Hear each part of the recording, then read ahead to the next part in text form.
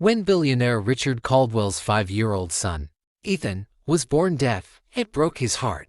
Despite having access to the best doctors, speech therapists, and specialists money could buy, Ethan lived in a world of silence, a world his father couldn't enter no matter how hard he tried.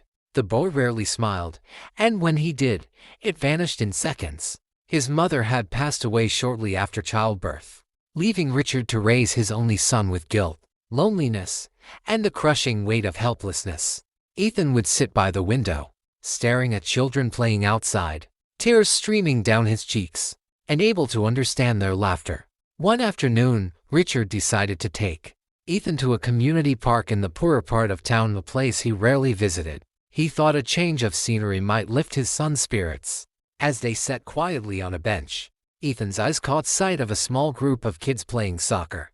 Among them was a thin, barefoot black boy named Marcus, who couldn't have been older than 8. Despite his ragged clothes, Marcus had a bright smile that seemed to light up the field. Ethan watched him in fascination. When the ball accidentally rolled toward Ethan, Marcus ran over, waving cheerfully. Noticing Ethan didn't respond, Marcus stopped and looked closer. "Hey, are you okay?" he asked gently, but Richard quickly explained, "He can't hear you. He's deaf." For a moment, Marcus looked thoughtful. Then he placed the ball down, crouched beside Ethan, and began to use his hands, not random gestures, but sign language. Richard froze.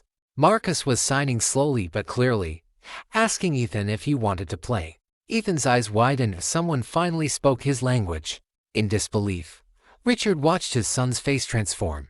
Ethan smiled for the first time in months and ran onto the field, joining the game.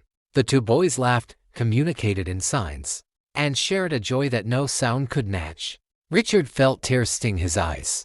After the game, Richard approached Marcus and asked, "Where did you learn sign language?" The boy shrugged shyly. "My sister was deaf before she passed away," he said softly. "I didn't want to forget how to talk to her." Overwhelmed, Richard knelt down and hugged the boy. That evening, Ethan wouldn't stop signing about his new friend. The next day, Richard returned to the park, this time with gifts, clothes, and a scholarship offer for Marcus. But the biggest reward wasn't material. It was the radiant smile on Ethan's face.